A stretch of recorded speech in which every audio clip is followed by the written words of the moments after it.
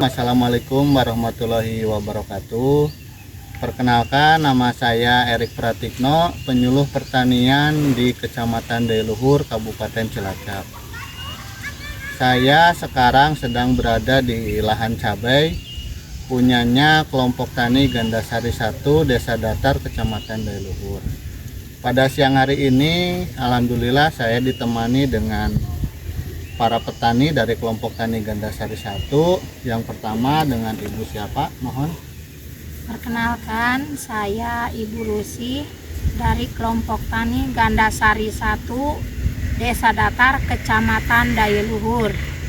Bapaknya? Ini perkenalkan, nama saya Bapak Oding, juga sebagai ketua kelompok tani Gandasari 1 Desa Datar, Kecamatan Dayluhur, Cilacap.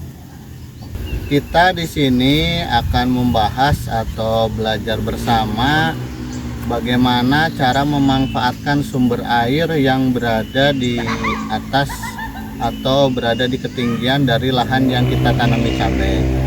Di sini kita memanfaatkan gaya gravitasi air untuk menyiram menggunakan sprinkler gun. Ibu bisa diceritakan kenapa dulunya awalnya bisa terpikir menggunakan metode penyiraman sprinkler gun ini? Fungsinya untuk apa saja? Ya, untuk menghemat air ketika di musim kemarau karena persediaan air sedikit, dan juga menghemat tenaga dan juga menghemat biaya. Sprinkler gun di sini, para mitra tani semuanya, tidak menggunakan pompa ataupun juga tidak menggunakan listrik. Jadi kita di sini murni menggunakan gaya gravitasi dari sumber air yang ada di atas lahan kita. Ini memang lahan posisi di bawah, sedangkan sumber air ada di atas. Cuman untuk menghemat tadi seperti yang sudah Ibu jelaskan, untuk menghemat air kita menggunakan sprinkler ini gitu. Tata cara atau bagaimana cara membuat sprinkler gun itu yang akan dijelaskan oleh Bapak Oding, ketua dari kelompok tani Gandasari 1 Desa Datar. Yang pertama-tama yang harus kita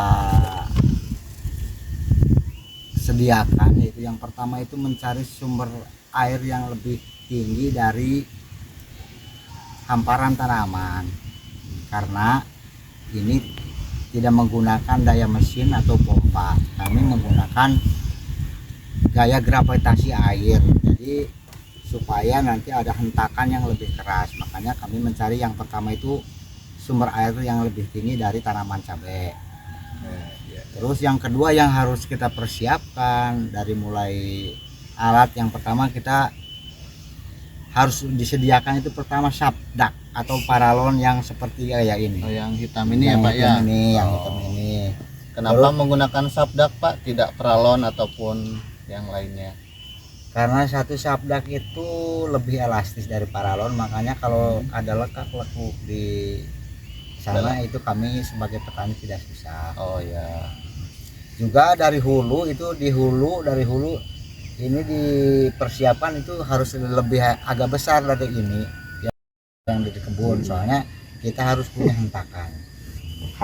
Terus yang di hulu yang harus dipersiapkan itu adalah saringan yang masuk ke sabdak, ke paralon, ke sabdak ya, supaya nanti kotoran atau sampah-sampah tidak masuk ke rongga Sprinkelnya ya. Nanti tidak macet sudah gitu tidak ya? macet di sini. Oke. Jadi sana itu harus siap saringan. Di sana itu harus ada saringan. Terus ini karena lokasinya jauh, ini bentangannya sekitar 300 meter dari sumber air. Makanya yang harus kita pelajari itu ketinggian, karena ini bersifat manual ya Pak ya. Ini bersifat manual. Terus ketika kita harus sampai di kebun itu untuk menyambung sabdak ke sprinkler gun itu harus menggunakan selang elastis supaya kita memudahkan untuk cara memindah, karena di sini baru tersedia satu. Oh ya, jadi belum Belum punya ditanam banyak. di itu ya.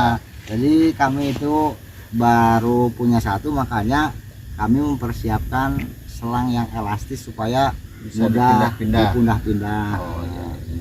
Cara memasangnya ya dari sabdak itu kita sesuaikan. Yang ini kan ada yang ukuran 1 in, ada yang setengah in ya. Kebetulan kami menggunakan yang setengah in. Jadi kita posisikannya selangnya harus sesuai, berarti kita menggunakan setengah in. Oke, bisa dipasang Pak, bagaimana caranya menyambungnya? Jadi kita sambungkan dulu karena ini bersifat manual ya Pak ya. Ya, oke. Manual ini dipasang dari selang, dipasang. Nah, dipasang dulu di sini. Lalu kita supaya tidak copot kita pakai tali, tali karet lah. Di sini tali karet. Ini ada kayu untuk apa Pak ini maksudnya? Dulu ini kan harus kuat. Oke.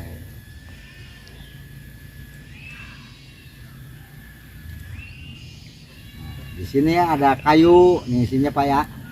Ini kayu nanti untuk tiang untuk Ya. untuk sprinkle. Ini tiang untuk sprinkle. Tapi tiang ini disesuaikan dengan gravitasi air. Contohnya kita kalau terlalu tinggi, hentakan dari air dari sana tidak kuat. Oh. Jadi kalau tiang ini disesuaikan dengan kondisi air dari hulu. Cukup ditali aja ke tiang ini. Nanti Nah, ini coba langsung ini, ditali ya. Pak, itu ada tali di bawah.